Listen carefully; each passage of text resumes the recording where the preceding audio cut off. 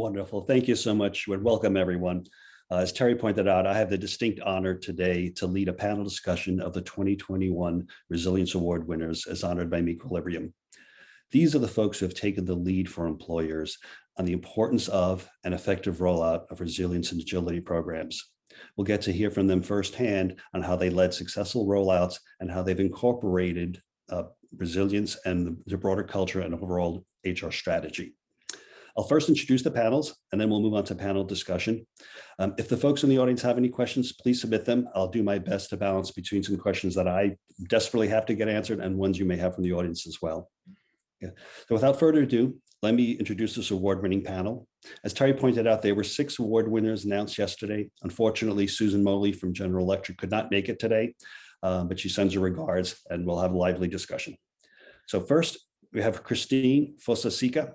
Christine is an executive director at JP Chase, where she oversees key initiatives within the wellness group, including the development and execution of JP Chase's wellness strategy. The wellness strategy includes pillars related to health, balance, and finances, and impacts over 240,000 employees globally. Christine has been with JP Chase since 1998, holding various leadership positions across the human resources function, including college recruitment, leadership development program management, employee engagement, work-life integration, and organizational development. Welcome, Christine. We also have Jonathan Gelfand. Jonathan leads IBM's global workforce and well-being strategy design. He and a cross-functional global team of physicians, nurses, safety and health promotion specialists work to positively impact workplace culture, environment, and advance the health and well-being of IBMers worldwide. We also have Brandy Giroux. Brandy has over 20 years experience within the health and wellness field, serving in roles from clinical physiologist to managing corporate wellness programs. As the health and well-being specialist at SAFE, she takes a holistic approach to employee safety, health and well-being to help individuals, teams, and the organization thrive. We also have Christie Ewing. Christie leads associate well-being at Centura Health, a large hospital system in Colorado and Western Kansas, with 17 hospitals and 20,000 associates. Christie's career began in the hotel management industry, and after her own well-being transformation, she took the leap to become a certified health and wellness coach and earned her Master of Arts in Professional Counseling. She has worked in a variety of organizations driving health behavior change. Christie is an avid biker and a lover of anything outdoors. And last and surely but not least, we have Demi Mcbride. Demi leads U.S. and health and wellness benefits at Ford Motor Company. She also serves in leadership role in Ford's global well-being team. Demi joined Ford in 2015 and has 19 years of experience in the healthcare industry. Prior to Ford, Demi worked 13 years at Truven Health Analytics, now part of IBM Watson Health. During her tenure at Truven, she served as the account executive for many large employer accounts, both private and the public sector. Once again, congratulations to all our panelists. Okay, so we'll dive right in. First, actually, we're going to actually do a little bit of a video. Brandy was generous and kind enough at SAFE to allow us to do a little bit of an abridged version of a video they used to help roll out their program. So let's turn it over. For me, resiliency is the ability to adapt in order to thrive. I think it's something that we're really quite good at SAFE. We're living in a world of disruption where change is constant, and the past year has tested our resiliency in many, many ways. I'm here to introduce you to meQuilibrium. I took the assessment. It was quick and easy, and I wasn't surprised when it pointed to the area of focus for me to work on. I'm looking forward to the tips and tricks that will help me improve in my focus, especially during stressful times. And just the app itself is a welcome aid for me. We've been through a lot the last year, and we all need to take care of ourselves, especially our mental health.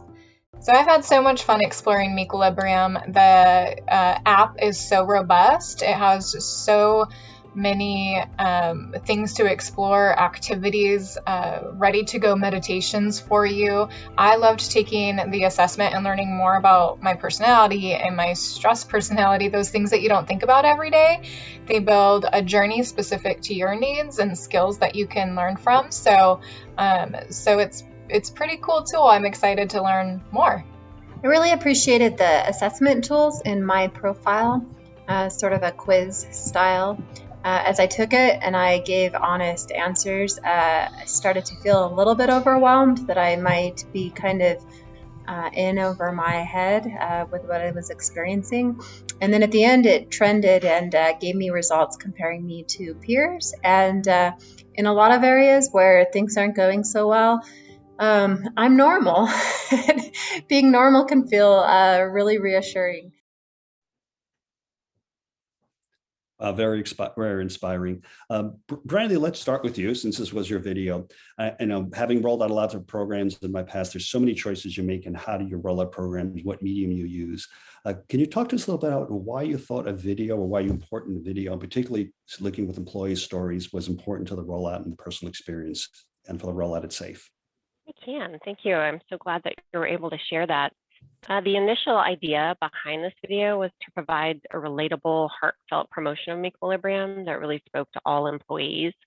We wanted employees to see the value in it right away and not feel like it was just another activity that took time away from their already busy schedules. And at SAFE, we really embrace a psychologically safe culture, and I'm still humbled by how absolutely genuine and authentic those featured in the video spoke about their experience with meQuilibrium. I think it really shows a great deal of the benefits to our employees that they'll get out of the tool. Well, that's great. The sincerity and the work there, just congratulations on that. That really came through with the membership, and it's wonderful. I'm going to turn to the next question. We're going to kind of go through questions for each and make sure we get everyone. And so if you have any questions, please send them in as well. I'll try to go through as we can. The next question I actually have is for Christine at JP Morgan Chase. You won for enterprise strategy. And I heard you integrated meQuilibrium with leadership development in EAP. So you really looked at it even beyond sort of the traditional wellness space, and among some other examples. So question I have, having worked in a very large organization, how did you span across all of those diverse functions? And some organizations, they're very siloed, especially within such a large organization like JP Morgan Chase. And how were you really able to engage and align all the stakeholders? Great, thank you. And thank you again for the award. We are truly honored. So we did, as you mentioned, integrate the meQuilibrium resilience content into our leadership development. And we are, hip and hip with EAP, and we have a very strong partnership with them, and are able to get into many businesses with the work that they do and with the work that we do. But some of the other areas that we've been able to incorporate meQuilibrium are directly with our businesses. So our businesses have approached us with issues related to, with wellness and wanting to focus on their well-being issues that might present in a specific business, whether it's high stress levels, high anxiety levels, turnover, long work hours, whatever the case may be. And we have been able to, in a number of cases, quite recently even, to share with them information about the program. So I think many people know about the program, use the program, but you do have people who, just like anything else, that when you need something, you don't realize that it's there. So we've been able to engage with meQuilibrium directly to bring them in. We share information about the program, how it works, the benefits you can derive from it, and also the data for their specific business.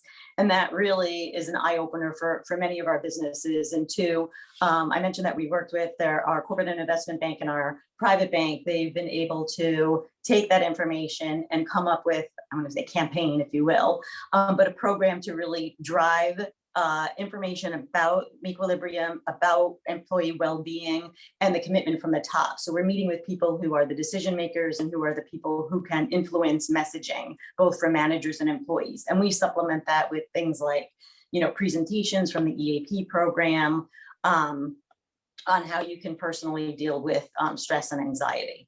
A few of the other examples I think that are noteworthy to mention are, this is one of the few truly global programs in our organization around this space, meQuilibrium. And we involve our global wellness colleagues. So we have representatives from EMEA, APAC, Latin America, and Canada, who we meet with on a regular basis. And we bring meQuilibrium into those meetings. We just had a whole, review with them, reveal of the new meQ website, and the content on the meQ website with teams. And we share their region-specific data. So they're able to take that to their businesses regionally, share that data, and also they're able to do marketing specific to their regions. Another way we get information out about resilience is through our Wellness Champion Network and our diversity and inclusion groups. So we have hundreds and hundreds of people in those groups. We created a wellness toolkit, which incorporated information on meQ into that, along with our other wellness programs. And, just some of the quick, interesting things that they've done are they've hosted meQ sessions, demo sessions. So this is the program, this is how you use it. They invite people into a conference room or onto Zoom, and they just demo the program for them and how to navigate through the meQ program. They also will pick a meditation, a 10-minute meditation, and host that with an introduction to the meQ program. Not that those are some, creative ways that they get the word out. And then we produce out of our group a monthly wellness newsletter for the US. Each of the regions have a wellness newsletter. We were fortunate recently, earlier this year, to be able to email the newsletter to our 165,000 employees across the US. So we've seen an uptick in all of our program utilization because of that. And specifically with meQ, we publicize that program on every single newsletter. And again, we are able to get the word out. And I think what it comes down to is just keeping the program in front of our employees and reminding them of how to use it and the benefits of using it on a consistent basis.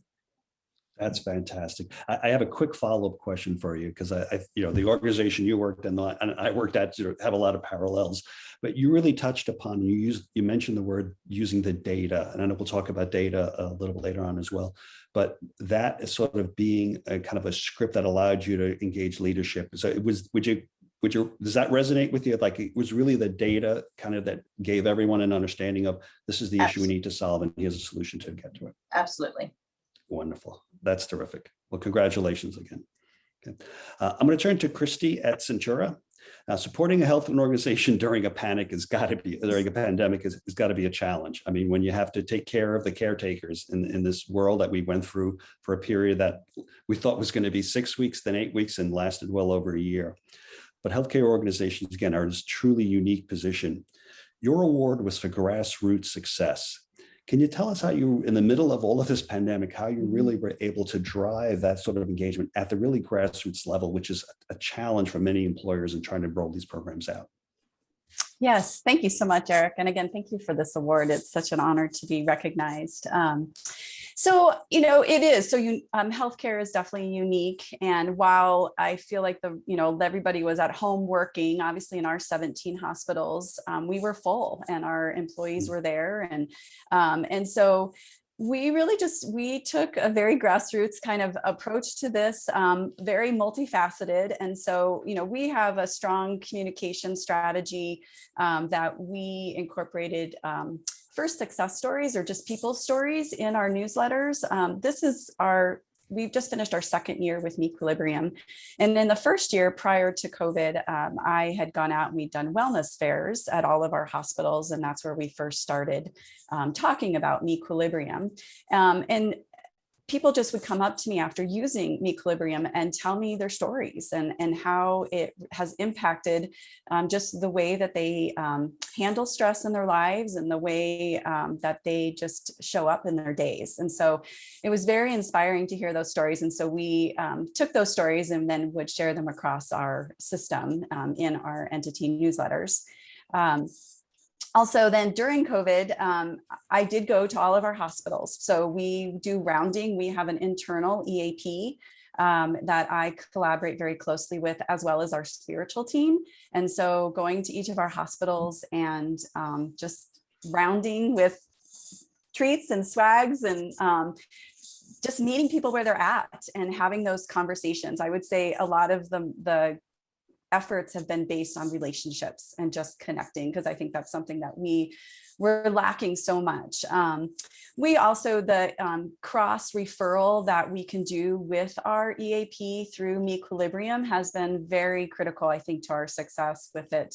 And we do that both ways. So with our internal EAP, our counselors, they use meQuilibrium. They will share them, with patients as they feel is appropriate. And then we use that intelligent navigation also within meQuilibrium, which I think has really been a key. So I think people are they're seeing more about meQuilibrium everywhere. We also added meQuilibrium to our COVID-19 incident command communications. So at the bottom of all of our incident command communications, we always have a well-being section that talked about, EAP. We did also always provide our crisis suicide hotline, and then also meQuilibrium, so that it was there. And at times within COVID, those communications were going out daily from our incident command center.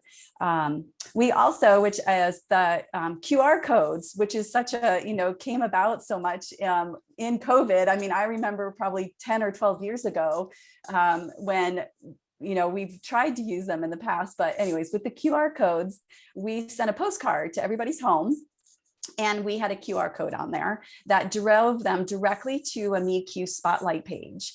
And I will say that was the other piece, that with meQuilibrium, the ability to have those spotlight pages that do not require a login or anything in order to access some very simple things to do, whether it's that cup of calm or it is, just a quick meditation. I think that was key, because our associates and caregivers, they don't have time to figure out what their password is. And so them having the access to those spotlight pages, which we did also put in our intranet site, just gave them this very quick, easy, and accessible tidbits that they could digest in a very quick moment in the busy of their stressful days.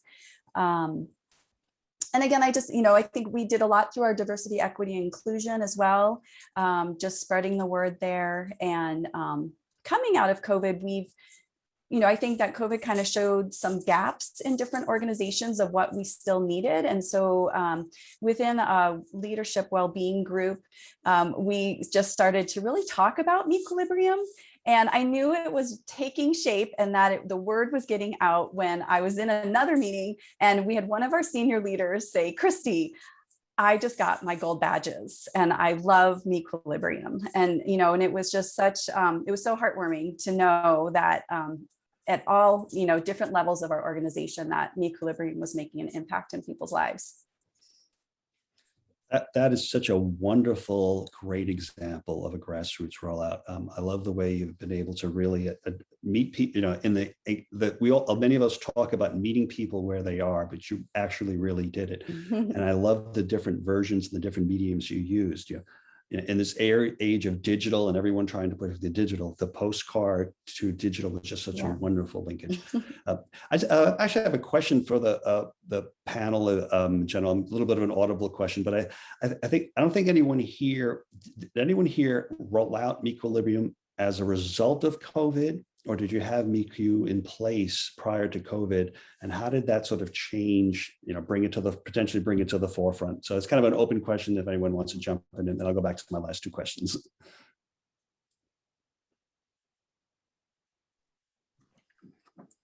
Hi, Eric. I'll take this.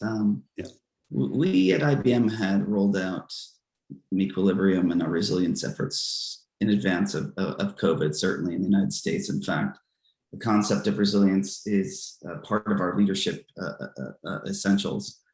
But we have really been opening our eyes and looking to expand meQuilibrium globally as a result of COVID. I mean, we've been evaluating this over time, but I will tell you that the urgency and the real need in areas around the globe that have been impacted significantly by COVID has really highlighted the value of resilience, the value of self-care and emotion control.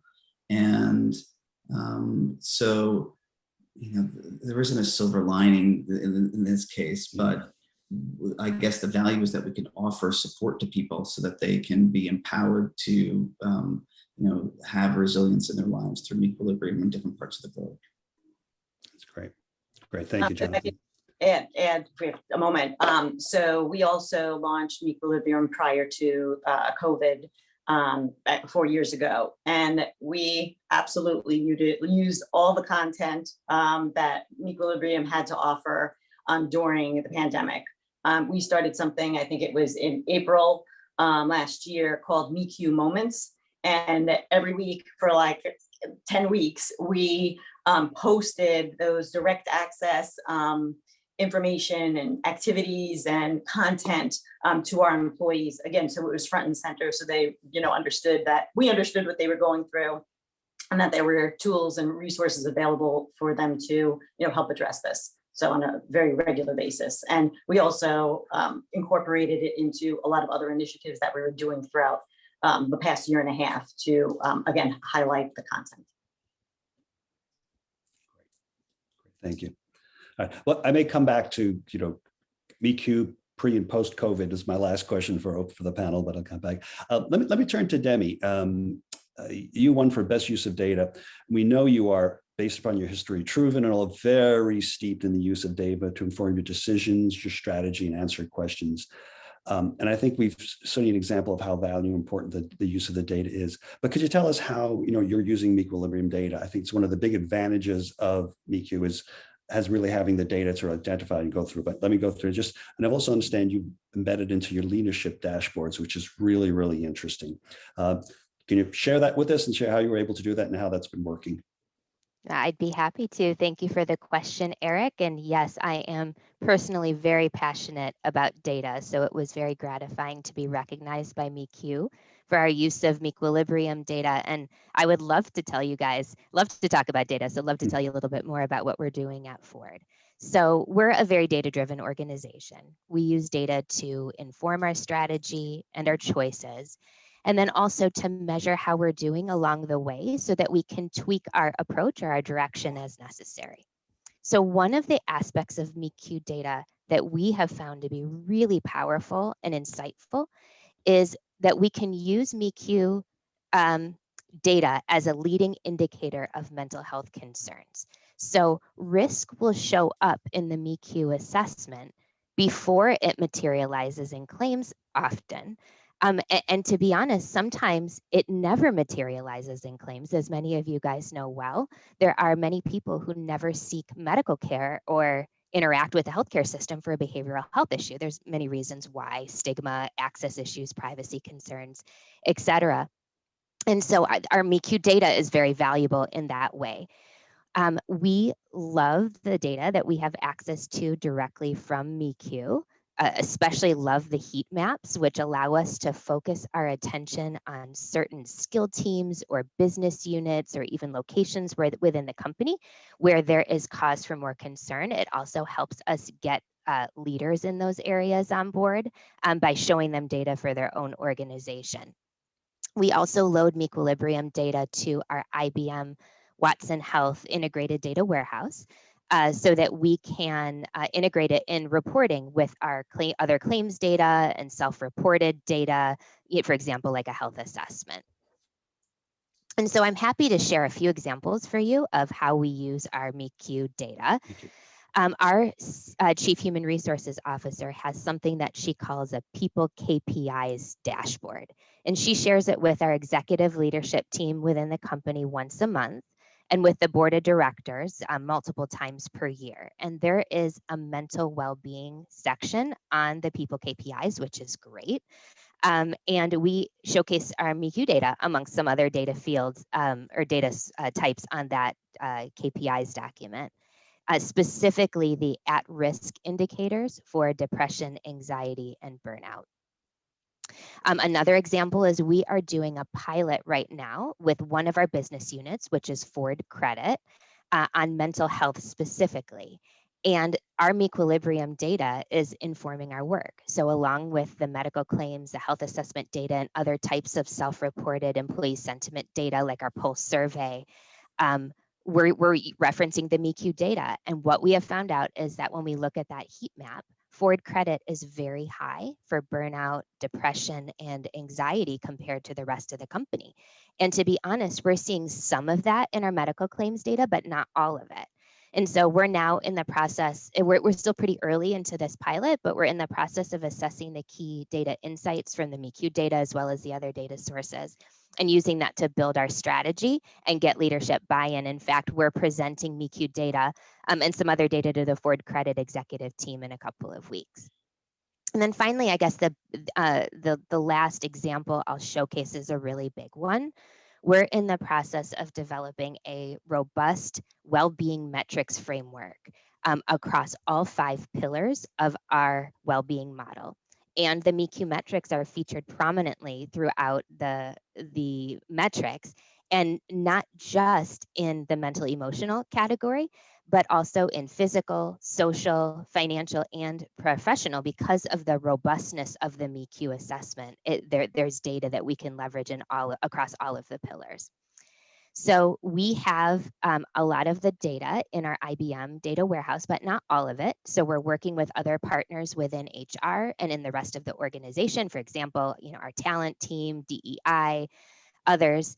As a first step, we're building out an interactive Tableau dashboard and using like high level red, yellow, green indicators across each of the well-being pillars. But then we're able through Tableau to drill in to the detail for every pillar of well-being down to the individual metrics to explain how we came up with the color coding.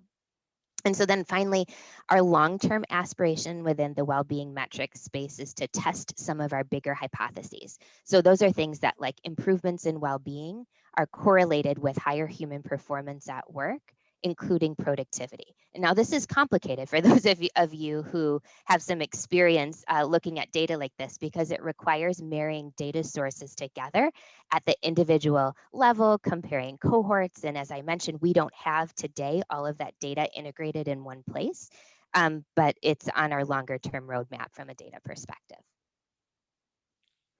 That is fantastic use of data. As an old actuary, I'm also kind of geeked out with the data and how it gets to use.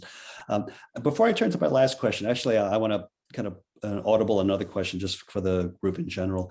I think almost every one of you kind of wrote down the word, use the word integration, whether it's how you're integrating the data with claims and with other areas, or how you're integrating the MEQ program with other parts of the organization, other strategies. So I guess my question is, was that when you kind of started this journey with MEQ, was that something you always had in mind? Or is that something that sort of came sort of organically and realized sort of as both the world changed around us and all the things that impacted that, the concept of where mental resilience and agility, may have started out as a wellness initiative, but is it really it sounds like for all of you bleeding into, broader HR and broader HR strategy. So I'm just curious if any of you wanted to share a little bit of your journey and how that evolved within your organization.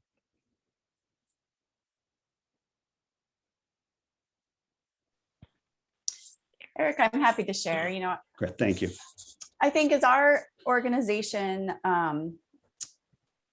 we, as part of our 2025 strategy, we are really working towards a systemize of what we're doing.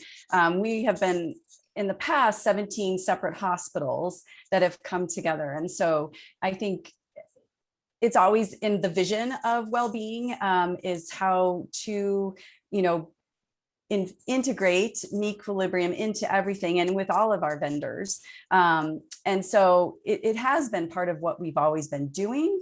The one thing I'll say about meQuilibrium is it's easy with meQuilibrium, I feel, to integrate it. Just with, I've had other vendors that it's not as easy. And so with meQuilibrium, just the nimbleness and flexibility with all the different modalities that are offered and the way that it's offered, it was very easy to integrate it across our system in different ways. And certainly I think in my own philosophy that, our emotional well-being is part of everything we do. So it's the philosophy I take forward as I lead our well-being program.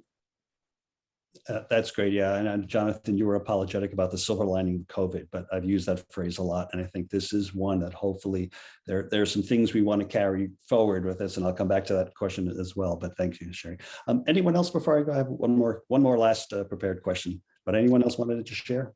Eric, I can jump in again. It's Wonderful. Demi. So I'm sure you're probably not surprised to hear that the thought of integrating meQ data was always a part of the plan for us, just because that's how we do things.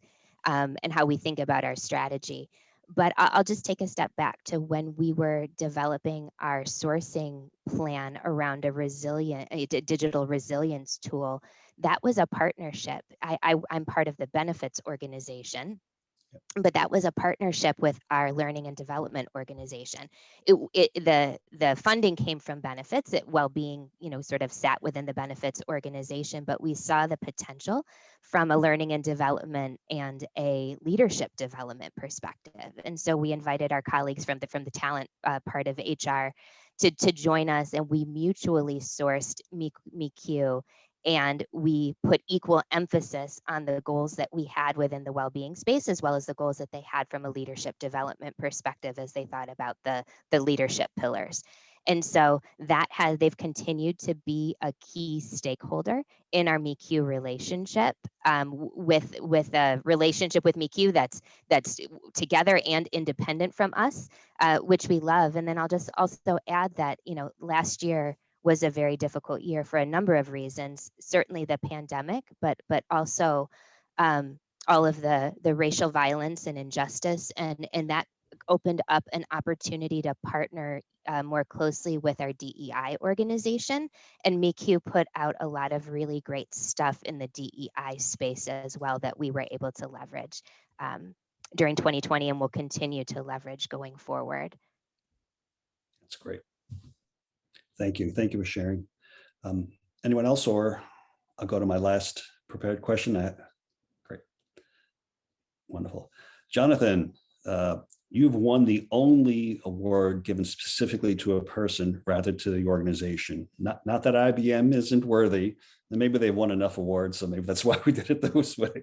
But you've been a champion of at resilience at IBM. So some of this very clearly, and this is actually comes through for all of the panelists, that this is more than just was a job for them, but something really, really personal. But Jonathan, you in particular, it sounds like there was a point in your career that you realized the importance of resilience and become such an important part of your work at IBM, but it's also an important part of who you are. Can you share about sort of how that realization came about? Yeah, I think that throughout my career and at IBM, I always find myself rooting and working for the underdog. I find it fulfilling, as you mentioned, helping people navigate the complexities of healthcare and also navigating their body and mind patterns of behavior in life. So it's natural for me to be an advocate, a champion of health, well-being, and resilience. And I think I've been recognized with this award this year because of my persistence and insistence that personal and team resilience are critical to our collective success. And I also play well with others. I'm a musician, or at least I like to think I am. I play better in a band than as a solo artist. And I use this approach and philosophy with the work I engage in at IBM. My partner collaborated with our leadership development team, diversity and inclusion, real estate, marketing, the benefits team, the global health promotion team. We've built an all-star band of colleagues who share the vision and work to embed health and well-being into our culture. We present to our colleagues around the globe, offer experiences, incorporate well-being and resilience into the leadership essentials, and offer a scalable resilience solution with meQuilibrium. And at what point did I figure out that resilience is foundational? I think that there's a process of self-discovery that each of us goes on. Resilience is actually an acquired skill. And to me, the idea of building resilience necessitates that we engage in reflection and challenging ways of thinking, old habits, identifying our priorities and values, and learning to marshal those resources, the physical, mental, emotional, in the service of this. And I was fortunate to travel to the Human Performance Institute a couple of times in my career, where I learned the real value of acquiring these skills to intentionally invest my energy, for the people and things that matter most right here, right now. And this was beneficial to me personally. And we deployed it at that former employer, a solution that could support the workforce population in challenging times at home and at work. And we could see the value of this. And I really recognized that maybe this was a secret sauce. And, the intersection of this big vision on the subject of individual purpose and the power of cognitive behavioral therapy to develop resilience maybe it's more like combining chocolate and peanut butter to create a Reese's peanut butter cup than creating a secret sauce. But I recognize that developing a resilient mindset was a secret sauce to sustain success years ago. And it's been key to me. And I'm reminded of it, the value of resilience every single day. And I think we've been reminded of this throughout COVID, especially when we see people coming forward and leveraging this and mustering what they've acquired along the way to meet the demands of work at home and of a calamity that we've all faced collectively around the world. That's truly inspirational, Jonathan. And I didn't set this up, but I have to share. My mug says I'd rather be playing my guitar. So I get what it feels like to be in the band. So one of these days, post-COVID, maybe we'll get together and play together. That would be wonderful. That's terrific. Again, thank you all. I have one last question for you. So I think we're at the point now, hopefully, PSA, if you haven't gotten vaccinated, get your vaccination. But as we sort of enter this next phase where hopefully this episode of a pandemic's behind us, and a lot of the return to work, in my travels and working with other employers, and a lot of companies, I hear the terms of burnout and even the return to the workplace not being the same paradigm it was before, that it's probably full-time or part-time, and that some of the issues that really were brought forward in COVID during isolation, those areas are ones that are probably going to, persist beyond this. So you've all done wonderful, wonderful work in addressing resilience in your organizations. But as you sort of look forward, anyone can offer their thoughts on how they see this work continuing, changing, or evolving. And, either in your personal perspective or maybe with the organizations, whatever you can share. It's kind of an open question, sort of what do you see as the next challenges where you want to take this going forward? Eric, I'm happy to speak to that. We're really at the beginning of our journey, just having launched meQuilibrium about 2 months ago. And so we're working to, as you mentioned, integrate meQuilibrium into so many different areas of our organization. One thing that I'm really looking forward to, though, is the mentor program and how we can put that into place with so hopefully some of our supervisors and our leadership team, and then let that spread into more of a group setting. And so we're really working with our HR business partners, our DEI team, and our communications team to get that information out there, while also at the same time in the early launch, working towards getting back together and our plan on how we'll help support employees as they come back into the office. Great, thank you. I can just add too. So from an immediate standpoint, recognizing that, we are going back to the office, kind of on a consistent basis starting at the beginning of July. So these last 2 months, we've been kind of preparing, getting our routines in order. So we are actually launching in the next 2 weeks, a campaign called Prioritizing Your Health and well-being. And it really is about, so it's prioritizing your health and well-being as we emerge from the pandemic. So it's really focusing on the fact that we will now have new routines. So we got used to being at home, working at home, having our children Zoom next to us. And we really need to create new routines. We know that, from various studies that people some have been active, some have been inactive. A lot of people have gained a lot of weight, so that people are not taking care of themselves. So there's a real big focus on kind of being intentional about your health and well-being. So we are, again, launching this in the next week or two. We have a keynote speaker at the end of June. This will go on for a 4-week period of time. We, again, have integrated the meQ and resilience content into this. And we also created an employee guide on new transitions. So we're not calling it return to the office because a lot of people at my organization, and probably many of yours, have been going into the office since the pandemic started. So we want to be cognizant of that. But this is, in a one-stop shop across many topics like, mental health, and dealing with stress and anxiety, dealing with exercise, nutrition, parenting, pet care, you name it, time management. So it is consolidated into one document that gives tips and resources and practical advice on how to manage through this new transition that we'll all be going through in the next month or so. That's terrific. Thank you so much. I think we're approaching the end of our session, and I want to first thank you all again. First, congratulate you on your awards, but thank you again for sharing for this. I'm sure everyone in the audience got a nugget or 2 or 3 or 4 in how you can really continue this journey.